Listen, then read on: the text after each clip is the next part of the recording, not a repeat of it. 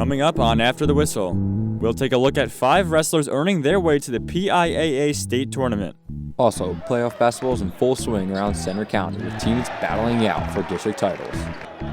Meanwhile, Penn State's men's and women's hoop squads make their final pushes in the regular season. All that and more is on its way. After the Whistle starts right now.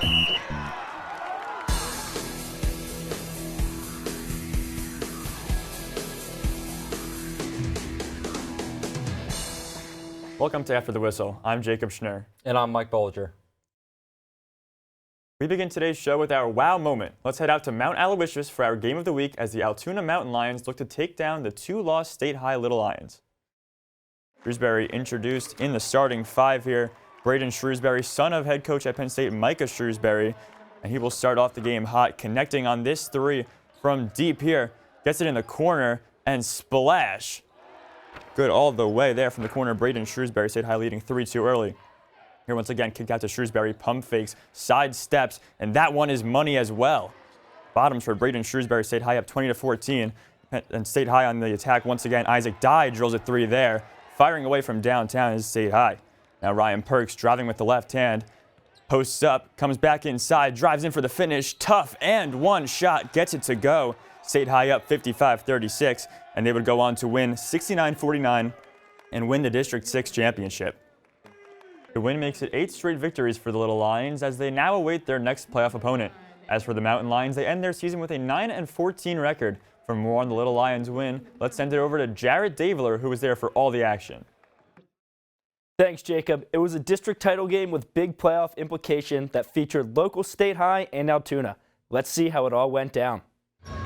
This past Friday, State High and Altoona met for the District 6 title game. The Little Lions are the reigning champs of the district, but after being bounced in the first round of the state playoffs last year, this game was only what they hoped to be, their first of many playoff games. State High is an experienced group with 4 senior starters and bolsters a record of 22-2.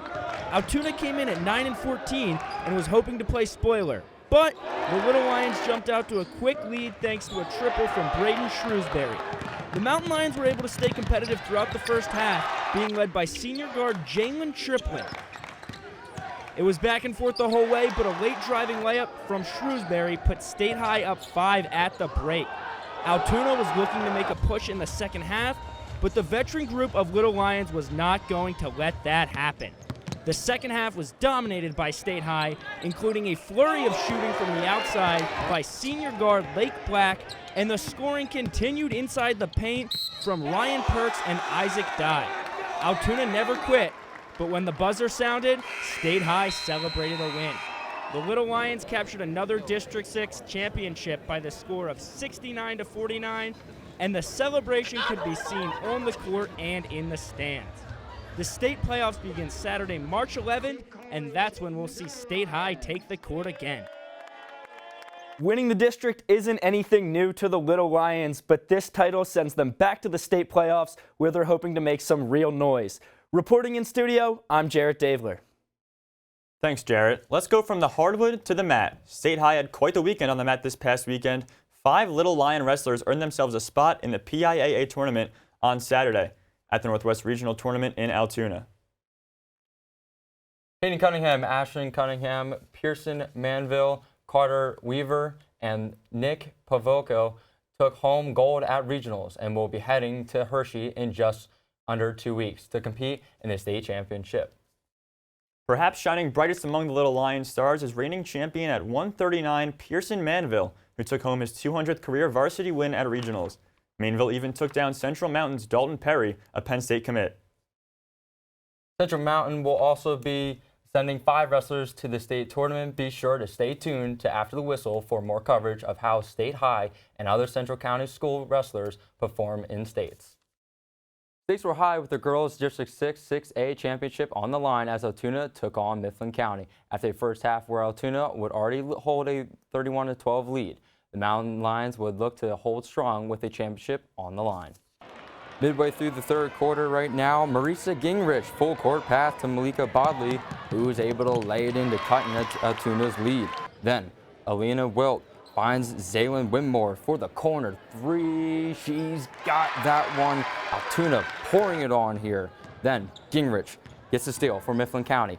Then it's Amelia Leister, bucket in transition.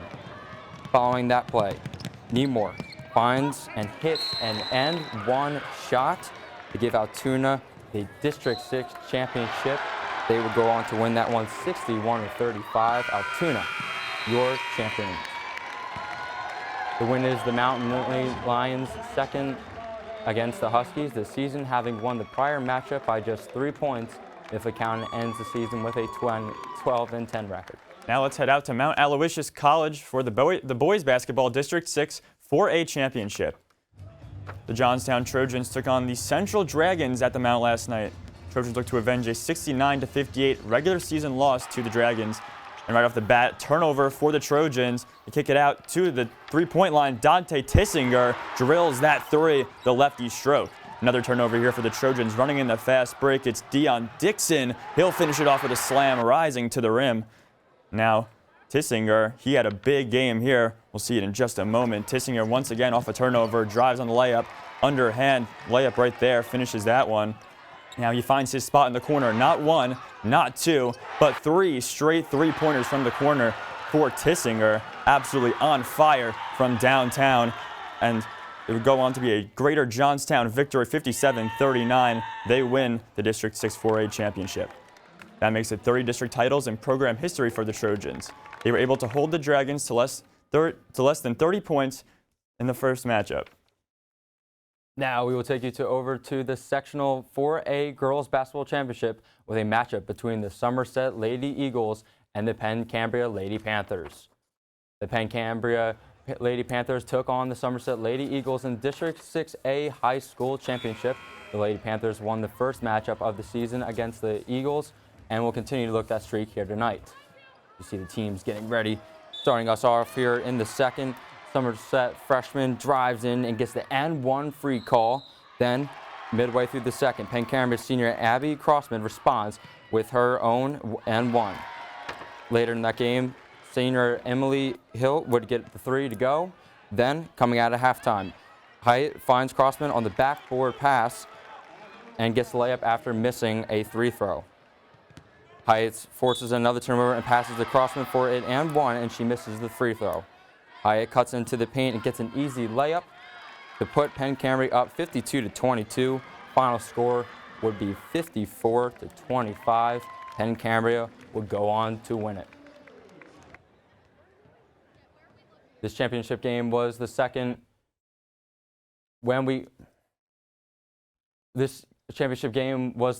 victory over Somerset on the season for the Lady Panthers and was the second lowest score they have held an opponent to all season.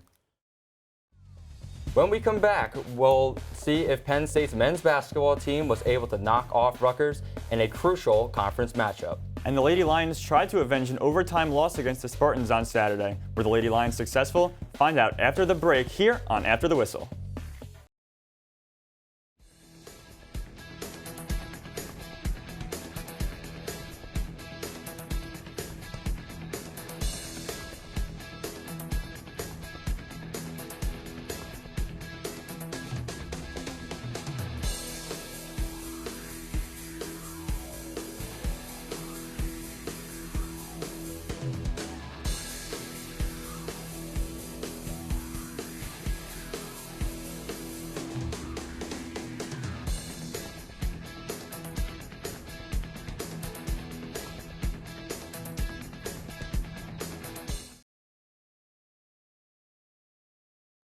Welcome back to After the Whistle. I'm Jacob Schnurr. And I'm Mike Bolger.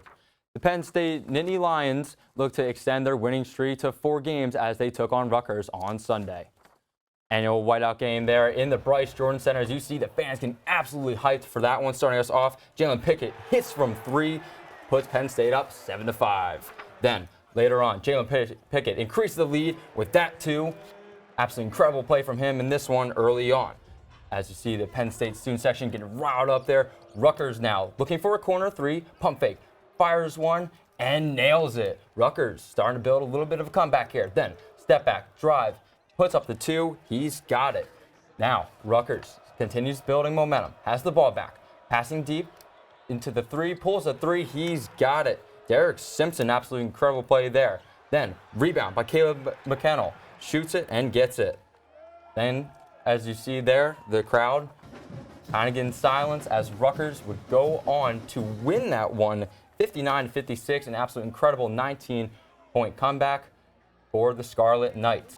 The loss dropped the Nittany Lions record down to 17-12 on the season. For more on the Scarlet Knights comeback, let's send it over to Allie Winiskowski.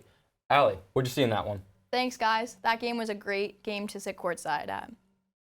Sunday's game had a packed house with a full student section, but the game wasn't decided until the final minute. Let's take a look. The blue and white repped all white tonight as they took on Rutgers for the annual Whiteout.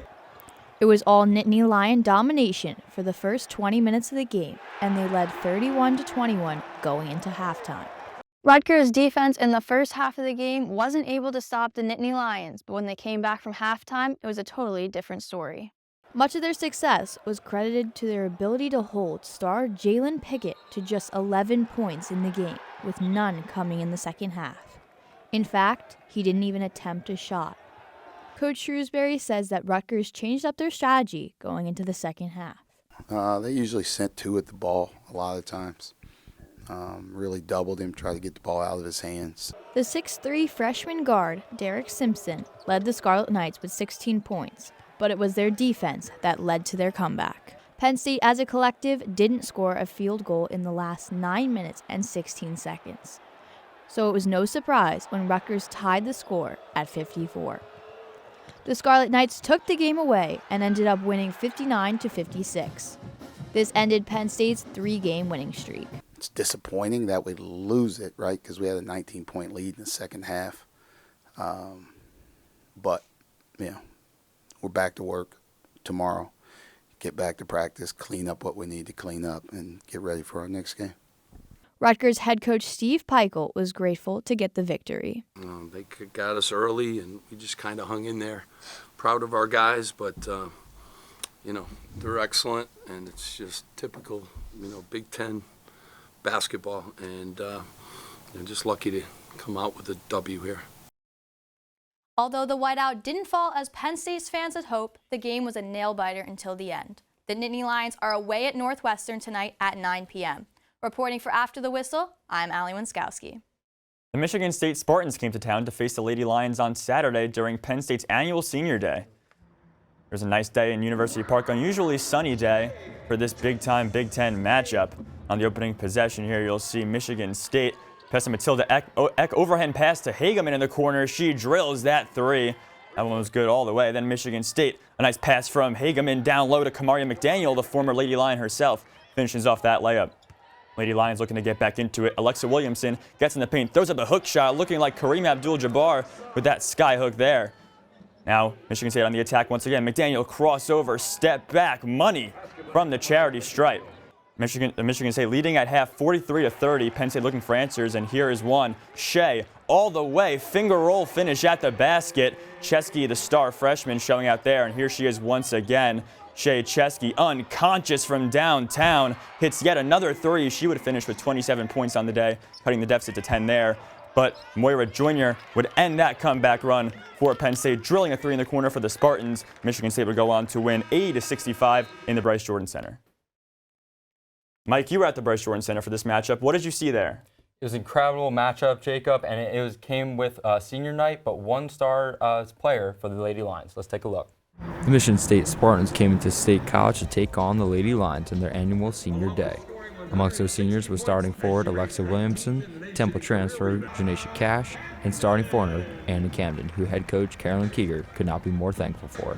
I just want to really thank the seniors for everything that they have done for this program, for this team, and I really want to highlight Anna Camden because she has been our captain, she has been our culture driver. Alexa came in and has really helped us in the post this year.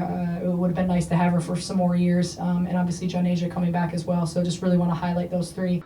While the day was dedicated to the seniors, all eyes were on the freshman Shea Chesky, who ended the day with a career-high 27 points. It's got to start becoming her team, her voice, her and Leilani's, as they have that maturity, as they grow, and as they continue to, want this program to move forward and give McKenna help. Obviously McKenna wants to win so bad and wants to will, and I think those two really want to take this program on their back. While Keegan credits the freshman for her performance, Chesky says she owes it all to the seniors. They've done more to help me my freshman year than I think anybody, especially Anna Camden. She just kind of took the big sister role and helped me transition in the beginning, and it's really upset to see them leave and start the next journeys, but I'm really proud of all three of them. Michigan State and Penn State will head to the Big Ten tournament today in Minneapolis. For After the Whistle, I'm Mike Bulger. The Lady Lions fall to 13-16 on the season and just defeated Minnesota 72-66 in the Big Ten tournament earlier today. Penn State will take on Michigan tomorrow afternoon as Michigan State improves to 15-13 on the year and will take on Nebraska in the tournament on Thursday. What a week of sports, Mike. I'm so happy March is finally here. Yeah, but the drama is only going to heighten as it's banner season here in Pennsylvania. Well, that's our show. We hope you enjoy all the latest action from around District 6. We'll see you next time on After the Whistle.